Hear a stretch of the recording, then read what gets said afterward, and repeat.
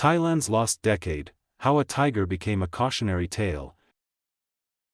In Southeast Asia's economic menagerie, Thailand was once a tiger, sleek, export-driven, and admired by neighbors still struggling to industrialize. Today it more closely resembles a museum exhibit, carefully preserved, nostalgically admired, and faintly irrelevant. Growth hovers stubbornly around 2%.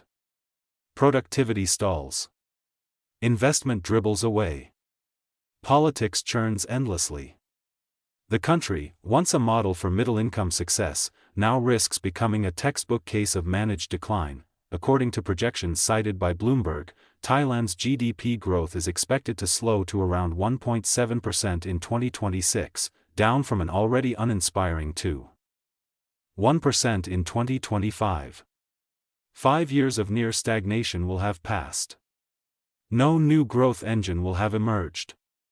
The lost decade will no longer be a metaphor.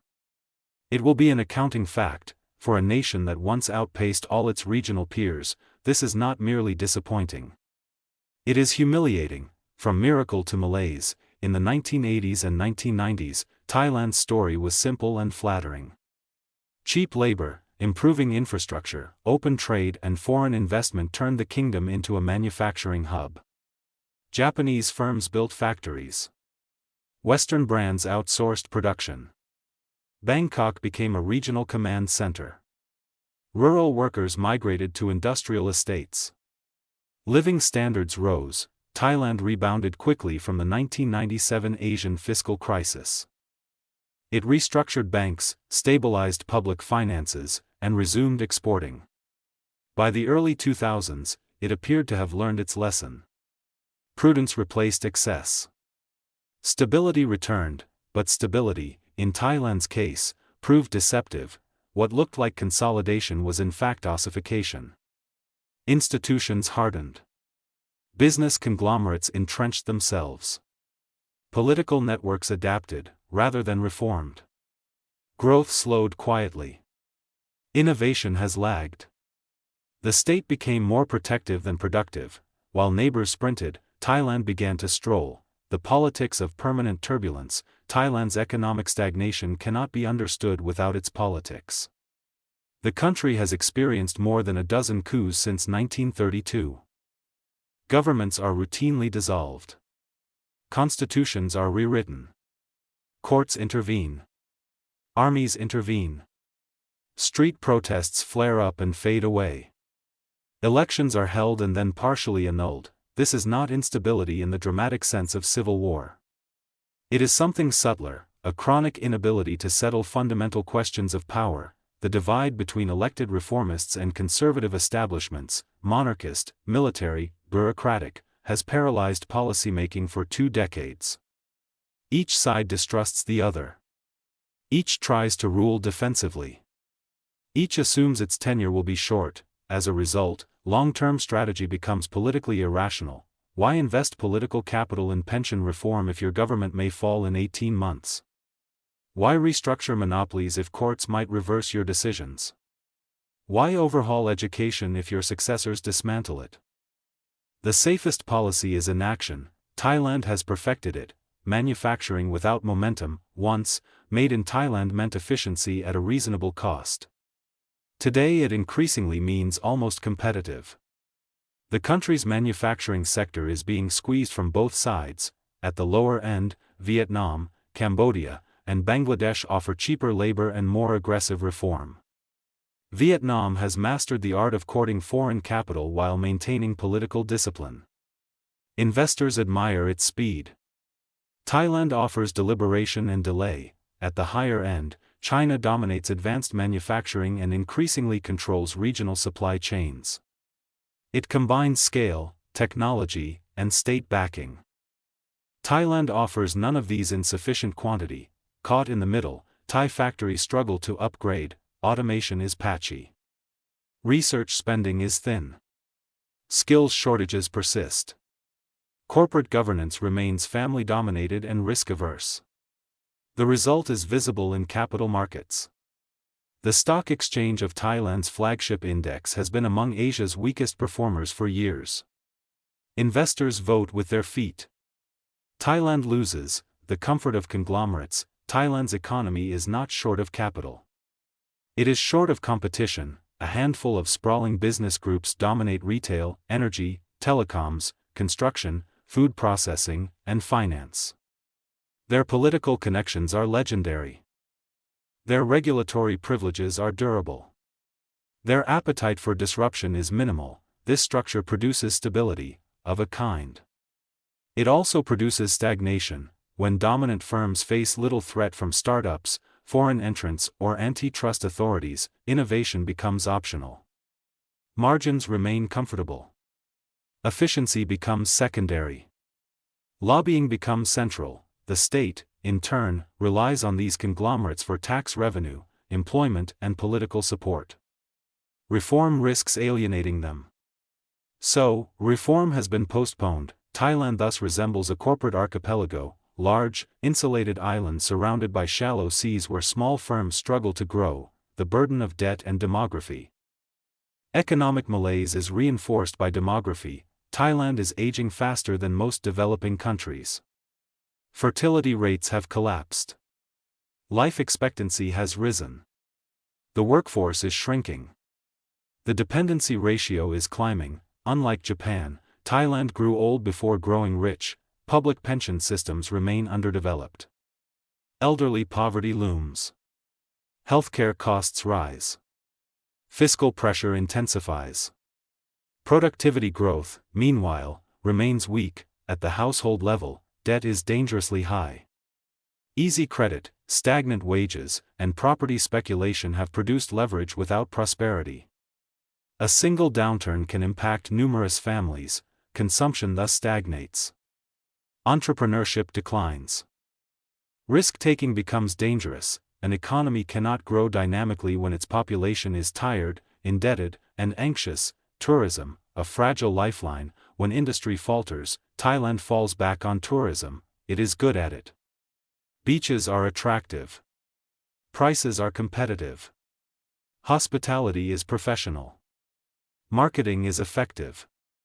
Tens of millions of visitors arrive each year, but tourism is not developing. It creates low-wage jobs. It concentrates on income. It strains infrastructure. It damages ecosystems. It fluctuates with pandemics, geopolitics, and fashion. During COVID-19, Thailand learned this brutally. Borders closed. Hotels emptied. Airlines collapsed. Growth evaporated, yet instead of diversifying decisively, policymakers doubled down on the same model: more visitors, more resorts, more shopping malls. This is not a strategy.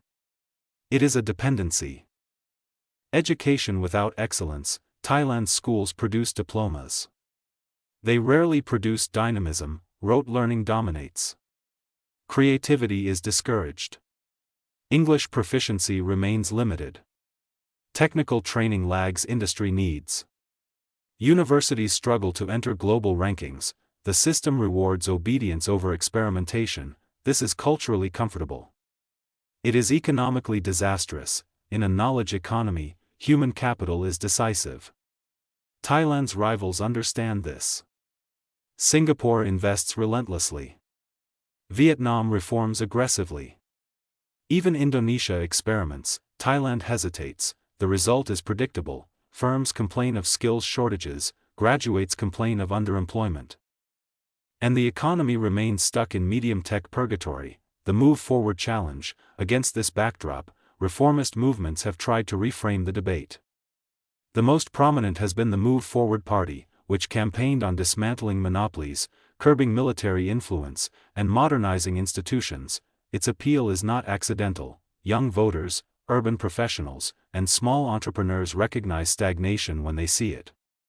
They know that the old model is exhausted. They understand that incrementalism is a euphemism for surrender. Their agenda: competition policy, decentralization, education reform, military oversight, resembles the playbook of successful late developers. Their obstacle is Thailand's power structure. Reform threatens too many interests at once: generals, judges, tycoons, mandarins. Each can block change. Together, they always do. The paradox is cruel. Thailand knows what it must do. It lacks the political capacity to do it. Regional comparison, falling behind quietly. Thailand's decline is relative rather than absolute. That makes it harder to confront. Living standards do not collapse. Infrastructure functions. Cities remain vibrant. Poverty is manageable. Tourists are still arriving, but neighbors accelerate. Vietnam grows at twice the pace. Malaysia moves into higher tech niches. Indonesia attracts resource and manufacturing investment. Even the Philippines reform selectively. Thailand's share of regional investment shrinks. Its role in supply chains diminishes. Its diplomatic influence wanes. In ASEAN, it remains respected, but no longer feared. Mediocrity, when shared by millions, can feel like normality. Institutions without adaptation. At heart, Thailand's problem is institutional inertia. Regulatory agencies prioritize control over facilitation. Courts emphasize formalism over predictability. Ministries defend turf rather than outcomes. Civil servants rotate posts without acquiring expertise. Policy coordination is weak. Data usage is limited. Evaluation is rare. Reforms, when attempted, are often cosmetic, pilot projects. Committees, white papers. Real change requires confrontation. Thai governance avoids it. This produces what might be called procedural competence without strategic intelligence. Things are done properly. They are rarely done boldly. The illusion of resilience. Defenders of the status quo argue that Thailand is resilient. It has survived crises before. It will adapt again, perhaps, but resilience is not progressing. An economy that merely survives while others advance is declining in relative terms. Influence erodes. Talent emigrates. Capital seeks better returns. Already, young Thais are increasingly studying and working abroad. Already, multinational firms bypass Bangkok for Hanoi or Ho Chi Minh City. Adaptation delayed becomes denied adaptation. What reform would actually require? Escaping the lost decade would demand uncomfortable choices. Politically, it would mean subordinating the military to oversight civilians, strengthening electoral legitimacy, and reducing judicial activism. Economically, it would mean enforcing antitrust laws, liberalizing protected sectors, reforming state-owned enterprises, and opening services markets. Socially, it would mean overhauling education, investing in lifelong training, and redesigning welfare systems. Administratively, it would mean professionalizing the bureaucracy, digitizing services, and evaluating policies rigorously. None of this is technically impossible.